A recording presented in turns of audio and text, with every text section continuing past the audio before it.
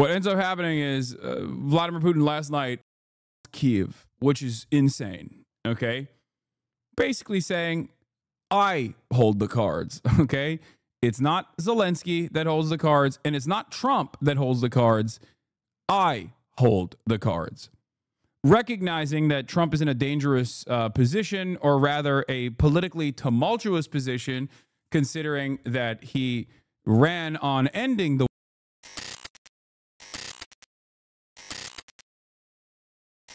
Okay, let's just get to the fucking live stream of Donald Trump talking to the Norwegian. Oh, wait, it ended. It just ended. All right, let's hear what the question and answer segment looked like for the live stream. It would have never happened if I were president. Zero chance it was going to. And it didn't. You know, people say, how do you know that? Number one, it didn't happen. We never even discussed it. I would talk to Putin about it. It was the apple of his eye. You know, Ukraine was the apple of Putin's eye, but there was never even a thought that he'd go. I do think it's funny. I will admit, I do think it's funny that he just like laid all the cards on the table and just kept glazing Putin, and in the most ridiculous way possible, attacking Zelensky. Zel Disney, he's got no motion, he's got no cards. And then Vladipoo turned around and basically was like, yeah, you don't have the cards either, dumbass. Fantastic. Very cool, sir. Very cool. That was brilliant statesmanship, okay? So exactly like you and Biden, Trump never thought Putin would invade Ukraine. Okay, first of all, Biden doesn't think anything. Q&A started at like 50 minutes. Lots of questions on Russia, Ukraine. Yeah, I don't want to watch the whole thing. We'll just watch some of it. But my point is, Donald Trump thought that, I think he thought that Putin actually likes him and respects him and isn't just like playing a role where he gives him what he says what Donald Trump wants to hear and is easily manipulated. And this is precisely what's going on. He got manipulated. He thought, oh, well, Vladipoo likes me, and Zel Disney, I hate him. He's woke. He's woke, folks. It's DEI. Ukraine's got DEI policies. We must stop it. And he took it seriously. He took it seriously. And lo and behold, look at that. He gave everything. He basically gave everything to Vladipoo. Everything. And I mean everything. He gave him more than I thought he would give him. Okay? Literally all the territories, de facto recognition that, whoa, did it F? A lot of people are saying no F, but I didn't experience an F on my end. I don't know what's happening. Anyway, as I was saying, what happened here, as we covered yesterday, is that Donald Trump basically gave Vladimir Putin everything, okay? De facto recognition of all the territories that Russia has annexed so far inside of Ukraine, eastern Ukraine, and official legal recognition for Crimea, for Russia. And on top of that, Ukraine obviously saying that they're not going to, they're never going to join NATO, all that stuff. That's valid. And there was like maybe a little bit of a gimme for Zelensky in that process where they were like, well, and they can join the EU if they want to, right? And also the mineral extraction / security cooperation agreement where Russia and America basically take on all of the remaining natural resources that Ukraine has for profit, which is a ridiculous deal. It's not valid. What the wait, what? Ukraine being allowed into the European Union is not valid? What are you saying? This guy's like, no. Ukraine means the Ukraine. It means the border. It is part of Russia. It is part of Greater Russian Federation. Anyway, and all of that was not enough, it seems, because while this ceasefire negotiation is taking place, what ends up happening is Vladimir Putin last night bombs Kiev, which is insane. Okay, basically saying, I hold the cards. Okay. It's not Zelensky that holds the cards, and it's not Trump that holds the cards. I hold the cards. recognizing that Trump is in a dangerous position, or rather a politically tumultuous position, considering that he ran on ending the and the only way to do that is by getting Vladimir Putin to agree to end his invasion and his bombing campaign. He is taking advantage of the way that Donald Trump has foolishly presented this argument. I'm sorry, but Ukraine not being able to join NATO is so stupid. Any country can apply to join any alliance they want. Wonder if the U.S. would be so cool making deals where they're told what they can't do, lol. First of all, this is such a funny take, because how do you think American global hegemony has worked so far? Why do you think that China cannot create a cooperative security agreement in the South China Sea with all of the nations involved? There's one nation that is simply saying, no, we don't want to do that, as a matter of fact. Do you think they're doing that because of their own personal opinions, or do you think it's because America is forcing them to, or, you know, goading them to? I'm talking, of course, about Pinoy Gang. Shouts out to my Swagapinos. Much love to you. I hope the next pope is Swagapino. But, you know, when it comes to creating an Asian security cooperation agreement in the South China Sea, the one holdout here is the Pinoy Gang, and they are doing that specifically because America is stopping them from doing so. It's the underpinning of every agreement that has ever taken place outside of America's. America spoils, famously, every single cooperative agreement. The problem is you are basically anti-Trump, so everything you say is going to come off from this perspective, no matter what he does.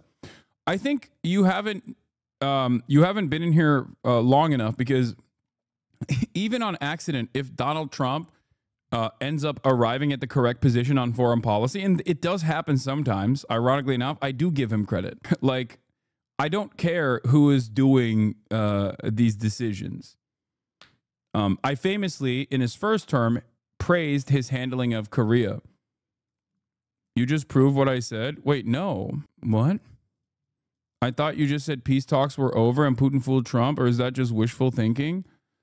No, Vladimir Putin is saying, I mean, if you don't understand that this is Vladimir Putin basically flexing that he has all the cards here, I don't know what to tell you. There is a ceasefire agreement on the table that literally gives Vladimir Putin everything he wants. Everything. Okay? Straightforwardly, everything he wants. This is the best deal that Vladimir Putin could have gotten out of this process, beyond basically full-blown annexation and recognition of the entirety of Ukraine being under the Russian Federation. Like, Donald Trump didn't come out and say, the Ukraine is actually the border of Russia, and therefore all of the Ukraine is a part of Russia. This is the one thing that he did not do. Okay? And in the process, he kept yelling at our proxy, Zelensky, undermining his position over and over and over again at the behest of Russia, giving Russia an upper hand in these negotiations. You said even if he does something right on accident, you'll give him credit? Yeah.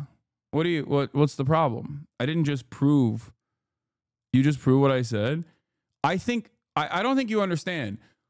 I have this exact same assessment about Democrats as well. I don't know if you recognize that or not. I think, like, American foreign policy broadly is pretty violent and pretty awful.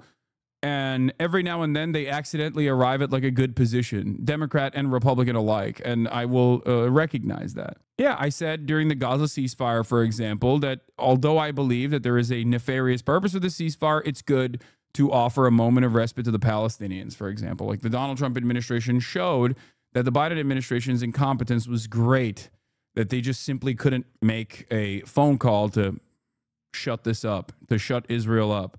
Anyway, let's continue. You lack support from NATO allies in your goal of obtaining Greenland. How will you proceed if you don't get that support? Well, Greenland's going to be interesting, but that's for another day. I think we need that for international peace. What are you expecting of your And if allies? you don't have that, I think it's a big threat to our world. So I think Greenland's very important for international peace. Yeah, please go ahead. Soon.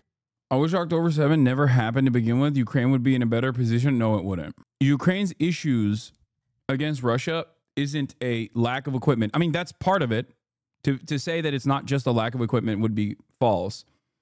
But Ukraine's issues against mounting a strong defense against Russian incursion into further and further Ukrainian territory is a lack of manpower. It's not just that like America shifted its attention and priorities over to defending Israel's genocide. That's just marketing. The real, like, I would say, I think that this entire process fell apart in the spring counteroffensive. When the spring counteroffensive was propped up as the most successful counteroffensive that was going to finally strike a blow and push back Russia from at least some of the territories, and it yielded no positive results, that's when this was packed up. I feel like that was when it was, that was the death blow. What is even the basis of saying October 7 not happening would have benefited Ukraine in any way? It's because chatter thinks that America's attention shifted over to Israel and defending Israel's genocide. And if it had never happened, that America would be still promoting Ukrainian defense or whatever. But I don't think that that was the case. Chatter is not right. No. I think it played a role in erasing Ukraine from the broad American consciousness. But that's to say that that played a major role is to avoid talking about the actual situation on the battleground even before October 7. Putting more pressure on Russia. I know a lot of Europeans. Putting a lot of pressure. You don't know what pressure I'm putting on Russia. They're dealing. You have no idea what pressure I'm putting. That statement does not account for our historical relationship with Israel. That too, but ultimately it's... We're putting a lot of pressure. Can you maybe tell us that? We're putting a lot of pressure on Russia, and Russia knows that, and some people that are close to it know, or he wouldn't be talking right now. The Prime Minister understands that better than anybody. He wouldn't be talking right now. He's talking, and we're putting a lot of pressure. I think he wants to make a deal. We're going to find out very soon, but it takes two to tango. And you have to have Ukraine want to make a deal too, and they're being hit very hard, and I do believe they want to make a deal. I don't know if they, I don't know why he has this level of confidence. Reporter asked, do you still agree that Ukraine has to give up some territory? You said that the Ukraine have to give some territory to win peace, among them Crimea. Do you stand by that? And I know that the former NATO General Secretary today has told you that he does not. Yeah, big pressure applied to Russia here for bombing Kiev. What is the big pressure? Saying, Vladimir, stop. Not looking too good, Vladimir. Don't like it. You're making me very sad. Agree, and he believes in territorial integrity of the Ukraine. How do you deal with that with your allies? And do you stand by that Ukraine have to give? Former Secretary General happens to be right here, so they can't put words in his mouth. He's been a great general, frankly. It was because that's what you are. Really, you're a general. But he's been a great Secretary General. We had a tremendous relationship, very successful. And I think he could speak for himself. He's right here. But do you still agree that Ukraine have to give some territory away to win peace? Well, it depends what territory. They've been fighting. They've lost a lot of territory. And we'll do the best we can. Working with Ukraine, we'll do the best we can. But they lost a lot of territory. When you say Crimea, that was handed over during a president named Barack Hussein Obama. That had nothing to do with me, Crimea. That was 11 years ago with Obama. And they made a decision. There was an... I love that he talks about American foreign policy as though it's not like a continuation, one administration after the other, but instead exclusively the fault of individual administrations that are not him. He is infallible, and it's actually Barack Obama that fucked up, and then it's Joe Biden that fucked up, and he's actually trying to fix those problems. People do eat this shit up, by the way. They 100% believe him when he says stuff like that. Like this I think is in the eyes of his sycophantic cult, This is the most defensible position, even though everything he has done so far is, you know, utterly indefensible. If it was Joe Biden behaving like this, Republicans would be losing their goddamn minds over it, okay? Yeah, it's incredible how he has somehow managed to convince an entire quarter of this country that his actions have zero impact on the situation and the blame is to be circumvented to Obama. Yeah, it's awesome. Bullet fired, there was no fighting, there was no anything. They just handed it over. Now they say, well, can you get it back? I think that's going to be a very difficult thing to do. That was given by Barack Obama when he was president, not by Donald Trump. Thank you, Mr. President. Once you accept that the average voter is brain dead, politics start making a lot more sense. I mean, we're not even talking about the average voter right now. The average politician is also brain dead. Because we're nice people, and we are nice people, but we're using a lot of pressure. What concessions, Mr. President, and to your national security team, what concessions has Russia offered up thus far to get to the point where you're closer to peace? Stopping the war, taking the whole country. Pretty big. This right here is quite literally just an admission of total defeat. Okay? He's basically saying, "Oh, if we don't get Vladimir Putin to stop to stop bombing Ukraine, he's just going to take the entire country." That's art of the deal, baby. Art of the deal. Art of the deal. Okay? God damn, America is so America's on its no motion arc, okay? We have officially reached the era of major aura loss, no motion.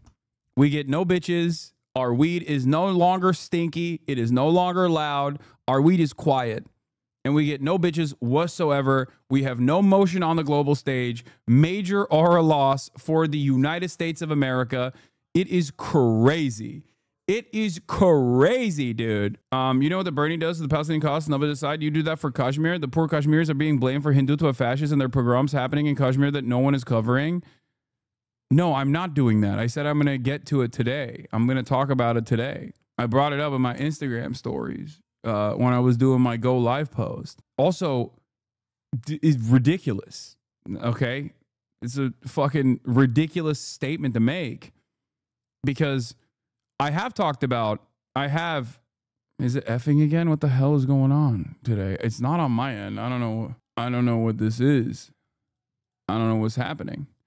There's no issue on my end. I think Twitch is a little messed up maybe. But as I was stating, okay, in terms of Kashmir, I've talked about it before. I've covered it extensively. This last bout, I am unfamiliar with what happened. There was a lot of misinformation in the aftermath of such incidents flying around for the past 2 days. And obviously it's heating up to become a major. So I will cover it. Also, there has never been a moment where to compare me to Bernie Sanders in this regard is so stupid because I've never maintained the position that like, India is a Hindu nation and that, Hindu people have a right to exist and, Modi is bad, but the broader nationalist movement is actually very good and that, all this stuff like defending the Indian position on Kashmir. I've never done that. If you have listened to my commentary in the past on the issue, you would know that that's not my position at all. Anyway, but yeah, later, Arun says, let me know when you're covering it. I have resources on what's going on and I can come on. Hell yeah. We'll do that. Concession. Crazy. Big concession is Vladimir Putin doesn't take the rest of Ukraine. Okay. If you look at what happened, everyone said, oh, I said I was going to get prices down. I did. Energy just hit $1.98 in a couple of states. It's way down. Energy's down, and we're about $64 a barrel. When I came in, and we were looking at $89, $90, $95. And by the way, that helps us solve the war, too. Having those energy prices is a big incentive for Russia to also agree with solving the war problem. Groceries are down. When I was with you 2 months ago, you were complaining about eggs. I said I just got here. I've been here for about a week when when the press started saying about eggs have gone through the roof. I said, I just got here. Tell me about eggs. And they happened. They went through the roof and you couldn't get them. So we just had a big Easter egg hunt at the White House. Thousands and thousands of eggs. You know how expensive the eggs were? So expensive. So expensive. All right, so those are some of the highlights from this idiotic back and forth that he had in the White House, standing next to the Prime Minister of Norway. But here is, of course, a major update on China trade talks as Donald Trump takes multiple questions in the aftermath. So we're going to take a look at this as well. This was earlier in the day before the last round of questions and answers. Oh, that close up. He really does look like that pig photo. You know, the pig eye photo? He does straight up look like that. It's crazy. Thank you very much. It's a real honor to have the highly respected, the great Prime Minister of the Kingdom of Norway with us today, who, as you know, has been doing a fantastic job and truly respected throughout the world as a leader. And thank you very much for being here. We appreciate it. And we're going to be having a meeting in the Oval Office in a little while where you'll be invited back and you can ask some questions. It's also a pleasure to have my friend who did such a good job at NATO, my great friend, right? So you really did. We started off, they had no money, and they ended up having a lot of money after we said, you got to pay up. But you did a fantastic job, and thank you very much. And I'm glad you're here. Glad we meet each other again under these circumstances. So we'll be meeting in a little while at the Oval Office, and if you have maybe one or two questions, we'll do it now.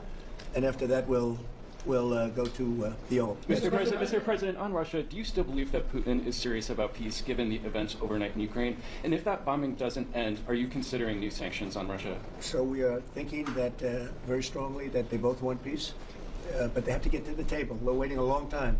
They have to get them to the table, and I think we're going to get peace. We want to save 5,000 young people. I used to say 2,500. I now say 5,000. We have, Mr. Prime Minister, we have about 5,000 young people a week that are dying in that ridiculous war.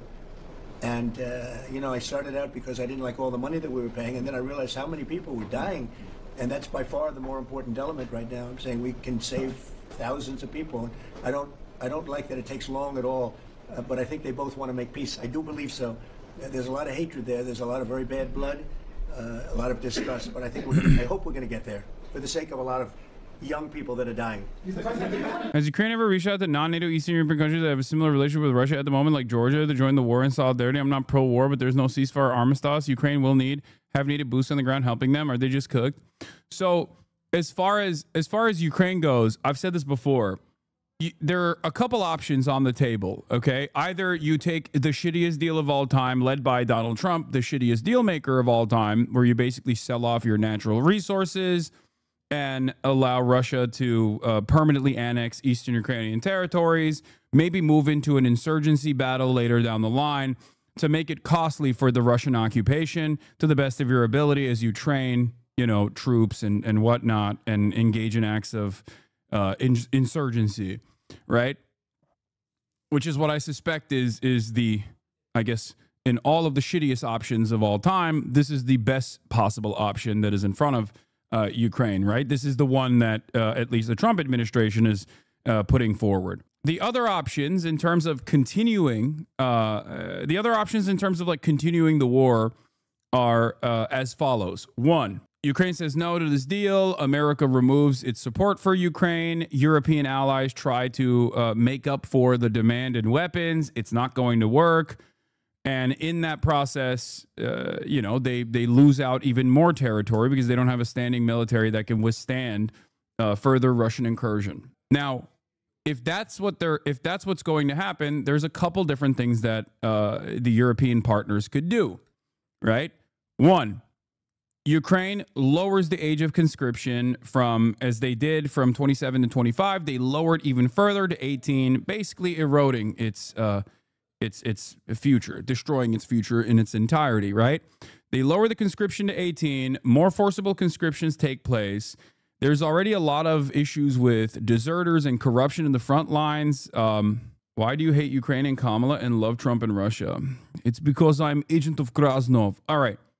So Ukraine lowers the age of conscription, and on top of that, Ukraine will go to the United States of America and also Europe to forcibly deport Ukrainian men, like able-bodied Ukrainian men that could be serving in the Ukrainian defense, and they ship them off back to Ukraine by force using ICE or their internal immigration enforcement agencies, and they ship them back to Ukraine and force them to fight, okay? Or there is another nuclear option, and none of these, by the way, are guaranteed to deliver any sort of emancipatory victory for the Ukrainian state, okay? Another option is to disband NATO so that there is no, or I guess like maybe revoke Article 5. I don't know if you can even do that.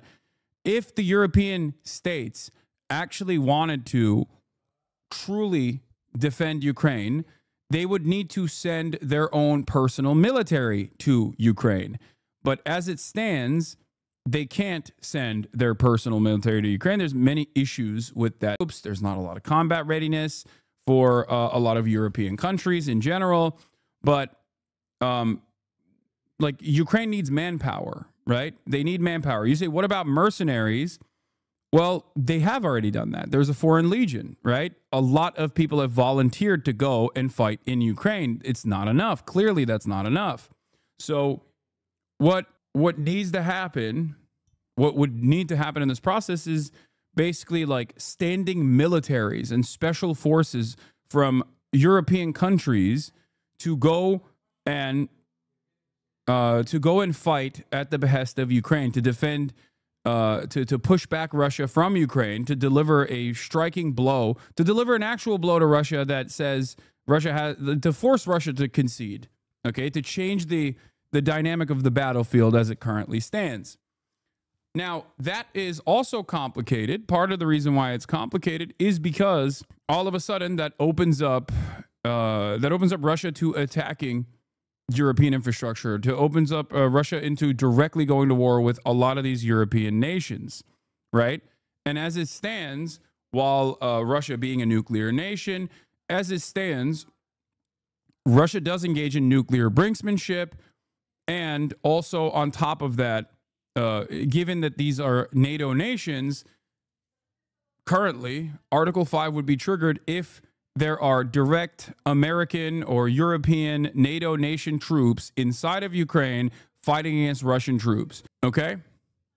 So that's why I said the other option in this circumstance would be to, like, I guess, revoke Article 5 or to disband NATO and then send European troops into Ukraine to defend Ukraine, to push back Russia. But in the absence of all of these options, the major problem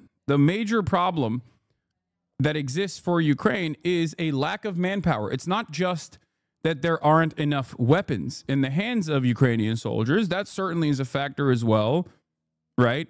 We offloaded a bunch of our old refurbished gear and weapons we dumped it into Ukraine, and very slowly allowed Ukraine to use more and more equipment over time, readjusting it to Russian nuclear brinksmanship. We just pushed and pulled at times. And while on the one hand, those weapons did allow the Ukrainian defense to actually push back Russia from Kyiv to eastern territories, it's still not enough. It clearly did not. It clearly did not save Ukraine, because Russia then hardened their positions on the eastern territories, right? So that's the situation on the ground. And any number of different analysts that tell you, like, no, drone warfare changes the dynamic greatly, or we just need one final push. Those guys have been saying that. Those guys have been saying that since day one, right? They've nonstop said that. But unfortunately, the situation on the ground, the situation on the front lines is very different than the way it's being presented by these analysts who don't have anything to lose in this process and might even stand to gain if they are, I don't know, directly doing propaganda for the military-industrial complex. But what, in my opinion, completely stopped this or completely changed the dynamic and made the Ukrainian position impossible to defend was the counteroffensive, the spring counteroffensive, right? Like once that fell apart, it was over. That's what I think was the biggest blow for Ukrainian defense. And since then, they've been in a holding pattern as Russia has hardened its positions. They've dug into the eastern territories. They've mined a whole bunch of these areas as well with landmines, not like mining as an extraction. And so now it's at a fucking stalemate. It's at a stalemate. Russia has annexed these territories. They've like done these sham trials or these sham in some of these places they've done these like sham democratic processes to be like, do we own these territories? Yes, whatever. After purging those territories of the, Ukrainian people. So, yeah, referendums. Sorry, fake elections and fake referendums, and like different than even Crimea. Okay, so it's cooked. It's totally cooked. So if you don't make up for the lack of manpower on the Ukrainian side, if you don't make up for a lack of manpower on the Ukrainian side, you just can't do anything about it. And that requires a tremendous amount of hardship with no real guarantees of permanent security for Ukraine. And I don't even know if a lot of Ukrainians have appetite for this continued battle.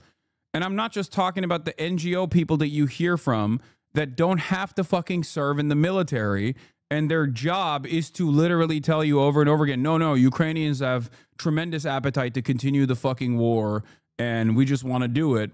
When obviously the battle, the front lines reflect a very different reality, because like you get to hear from some of the people that are complaining, and you get to see some of the images out of Ukraine in Western Ukraine where people are like evading the draft to the best of their ability because they don't want to fucking go into the front lines. They don't want to get killed. So don't listen. Like, yeah, if you listen to the Atlantic Council back people, like, yeah, of course they're like, no, they want to keep fighting. They have so much appetite for fighting. And anyone that tells you like Ukraine is experiencing like desertion front lines is lying to you. They're like a fucking paid Russian operative or whatever. Yeah, there's their job. They don't get to fucking, they don't have to serve. They have exemption. So they get to fucking make this argument to the West, presenting a false reality to Westerners and deluding them into thinking that there is still, without making severe changes, there's still a way out of this through fighting. Deadline for when the party? I have my own deadline. And we want it to be fast. And the Prime Minister is helping us. He wants it to be fast too.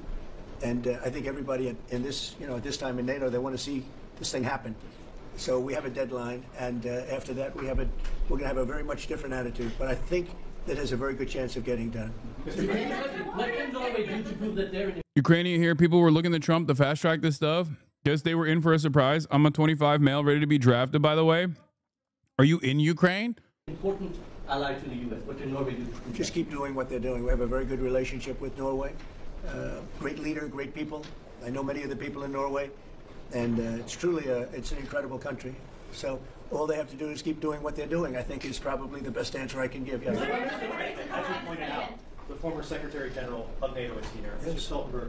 How important is the NATO defense alliance, Mr. President? Is it sacrosanct from your perspective? Yo, Central Committee, thank you for the raid. Hope you had a good one. Very important for Europe, and I think without us it wouldn't be as nearly as powerful. And as the former Secretary General, who did a great job, can tell you, I played when I was there a very big role in making sure that NATO is funded by the 28, at that time they had 28 countries, including us, because many of the countries weren't paid, and they ended up being paid, you would say, and the Secretary General was very nice about it. Come here. As far as I was concerned. Other presidents went in, they made a speech, and they left. And that kept going on, and in the meantime, they had no money. And the United States was paying far more than its fair share. You could say that they were paying, I actually said sometimes it looked like 100%, and it was unfair. And the two of us worked very well together, and we took care of the situation. There are some, Mr. President. Yeah, please, go ahead. As the Norwegian statistics are showing that the U.S. actually has a trade surplus with Norway, are you going to be looking into that and see which of the countries are actually in a trade surplus? Yeah, well... Literally saw a guy today caught. Damn, brother, you got to get the fuck out of there. I don't mean to tell you, but I mean, I don't mean to tell you something you already know, but goddamn, dude. There are a lot of people that are, I mean, people that have money in Ukraine are getting out illegally to the, you know, in order not to, why didn't you help them? What are you, fucking crazy? And then have himself get drafted? What are you, insane? Yes, by caught, he means forced conscription, yes. To illustrate the situation, the way the recruitment is trying to make up for lack of manpower is what locals are calling, what? Bussification, where they literally snatch able-bodied men from the streets and civilians seeking to avoid them. This is what the chatter was talking about. Yeah, it's scary shit in Ukraine right now. In Western Ukraine as well. I don't know about bussification. I don't know if that's what it's called, but yeah, there is as the government will take more aggressive action. Imagine not wanting to defend the country you live in from an attacker. Yeah, I can imagine that, actually. I don't know why chatters in here are like, nah, not me, dude. I'll be different. Like, what are you talking about? You didn't make this happen. I think I think that's perfectly just. Justice is perfectly just if you want to actually go and fight, you know. You have every right to do so. You also have every right to fucking evade the draft. What are you talking about? Do you have this kind of attitude for all of the Ukrainian refugees that live in the United States of America, that live in Canada right now? What do you think they're doing here? There are other ways to help. What are you doing, chatter? Like, what a ridiculous statement. Yeah, it's real easy. It's real easy to say this from wherever the fuck you're at, to be like, hey, dude living in Lviv, okay? 25-year-old, you know, graphics designer living in fucking Lviv. Hey, go die, okay? Yes, fight for your country. Don't listen to Hasan and roll over for Russia. I mean, the alternative is Russian execution because it's your fucking home. Yes, whenever someone attacks your home, just leave. Bad take. No, I'm saying that if you want to fight, there's honor in that, certainly. But it also makes total fucking sense if you don't want to. And no, it's not. You can't compare this to Vietnam unless you're talking about the North Vietnamese army. Okay, because the Ukrainians are the ones who are fighting against an invading force. I'm not going to sit here. I am not going to sit here from my fucking ivory tower in the United States of America and tell people, yeah, just go die, Lamau. I don't have this attitude at all. I don't have this attitude towards Palestinians who don't want to engage in armed resistance against the state of Israel. And I don't have this attitude towards Ukrainians either. The fuck? Some of you Americans living in the fucking lap of luxury have a totally warped perspective of what war looks like for the average person. That to me is ridiculous. Yeah, it's easy to just like sit in the United States of America and demand that Ukrainians die to protect their homeland. Why don't you go die for them then? You know, this ain't a fucking movie, dude. Or are you crazy? With the United States, almost everybody has a surplus. It's really an amazing... Stop being a pussy, hypocrite. Wait, what? This is not hypocritical. I just described to you that this is absolutely something I believe across the board. Efendim. İki. Of a couple of $1 billion, I think you have with it. I congratulate you. That's very good. We got to get a little bit of that for ourselves, maybe. But they do have a surplus. Norway has a surplus. Mr. President, in the current tariff situation, analysts have pointed out that the U.S. actually need allies. Do you consider Norway as a possible ally in the situation? I think Norway's always been an ally. They've been somebody we've been very close to, very friendly with. Maybe more so now with me than other people, but I think Norway's always been a great ally. Yeah, Norway's been a friend.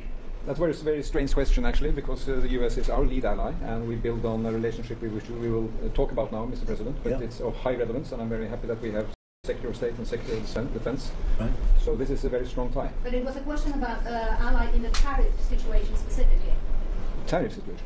I survived the longest siege of the city in modern time, and people were fleeing and nobody had an attitude against them. Yeah, what the fuck? Even after 3 years of service, my brother-in-law can't get a visa to come to Canada where his wife and children are. So even after serving, you can get trapped in the country. Yeah, they are recycling people who have already gone out of combat.